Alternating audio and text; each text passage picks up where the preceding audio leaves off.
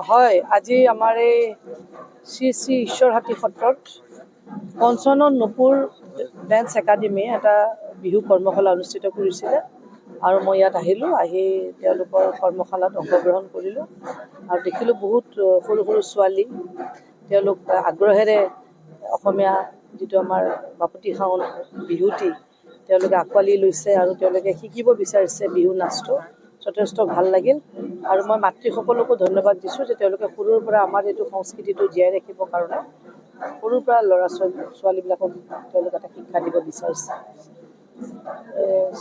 আমাৰ এই শ্ৰী শ্ৰী ঈশ্বৰহাটী সত্ৰত মই আগতো দৌল উৎসৱতো আহিছিলোঁ।